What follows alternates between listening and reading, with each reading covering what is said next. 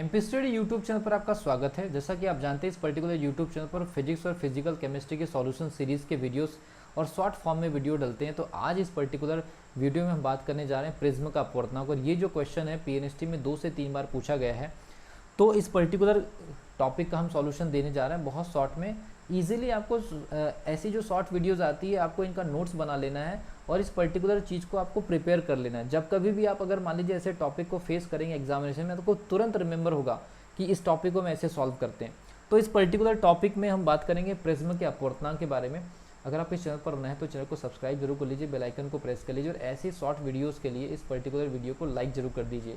और अगर मान लीजिए और भी टॉपिक्स के ऊपर आपको शॉर्ट वीडियो चाहिए तो आप टॉपिक का नाम मेंशन करके कमेंट सेक्शन में जरूर लिख दीजिए कि इस टॉपिक पर भी हमको शॉर्ट वीडियो चाहिए, ताकि आप लोग 2-2.5 मिनट के अंदर एक छोटा सा टॉपिक जो है कवर करके अपनी प्रिपरेशन को स्ट्रॉन्ग कर सके। ठीक है, तो सबसे पहली चीज प्रिज्म का अपवर्तनांक निकालना है। तो मैं आपको बता दूं, ए को सबसे पहली चीज तो प्रिज्म का कोण बोला जाता है। प्रिज्म का कोण ए या शीर्ष कोण भी बोला जाता है। ठीक है भी, या प्रिज्म की त्रिभुजाकार जो फलक होती है उसका कोण भी बोला जाता है। ठीक है, इसके अलावा जो डेल्टा एम जो होता है वो होता है न्यूनतम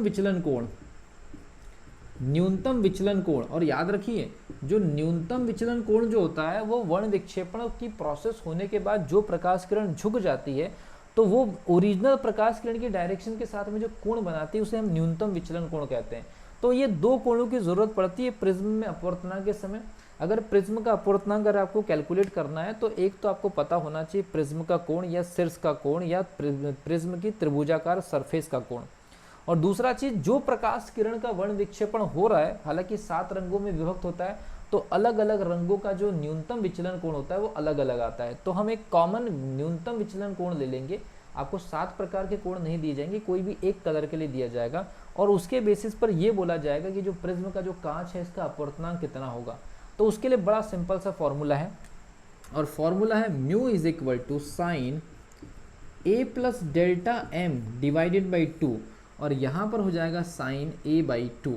अब एक्चुअल में ये जो क्वेश्चन आता है मैं आपको बता दूं, ये जो क्वेश्चन आता है इसमें कई बार ऐसी सिचुएशन फंस जाती है कि साइन 15 का मान इसमें आ जाता है। क्यों?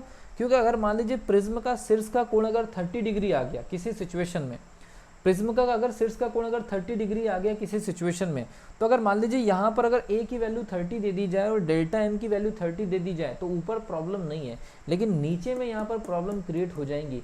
तो इस क्वेश्चन को पूछने का बेसिक मोटिव यही होता है कि आपको ट्रिग्नोमेट्री वैल्यू में साइन 15 की वैल्यू क्या पता है या साइन 15 को कैलकुलेट करते आता है या नहीं आता है। तो साइन 15 की कैलकुलेशन की वजह से ये क्वेश्चन स्टूडेंट के लिए टफ हो जाता है। अगर आप ये फॉर्मूला याद करके भी चले गए तो कोई इश्यू नहीं है, लेकिन इस फॉर्मूले में अगर ए की वैल्यू 30 डिग्री जैसे कुछ अगर मैनेज हो गई तो a/2 की वजह से यहाँ पर 15 डिग्री बन जाएगा। अगर मान लीजिए यहाँ पर a की वैल्यू 45 डिग्री हो गई, फॉर एग्जांपल अगर a की वैल्यू 45 डिग्री हो गई और डेल्टा m की वैल्यू कुछ और हो गई और डिवाइड बाई 2 करने के बाद एक ऐसा नंबर आ गया जो त्रिकोणमिति के टेबल में हमारे पास अवेलेबल है, लेकिन नीचे में 45 डिग्री का आधा 22.5 डिग्री हो जाएगा, तो दूसरी सिचुएशन में साइन 22.5 वाली सिचुएशन बन जाती है। और ये 2 सिचुएशन बनने की वजह से ये जो क्वेश्चन है 200 से 300 स्टूडेंट में ईमानदारी से केवल एक स्टूडेंट ही कर पाता है।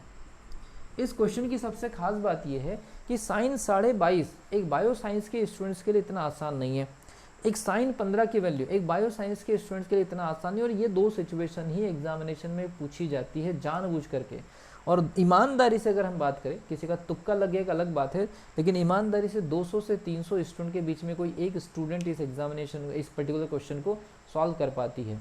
तो ये आपको टॉपिक कैसा लगा, ऐसे ही शॉर्ट टॉपिक के लिए आप कमेंट सेक्शन में लिख सकते हैं। टॉपिक का सीधे नाम मेंशन करिए, आपको टॉपिक के शॉर्ट वीडियो प्रोवाइड कर दी जाएंगे। मिलता हूँ अगली वीडियो में, तब तक के लिए wish you all the best.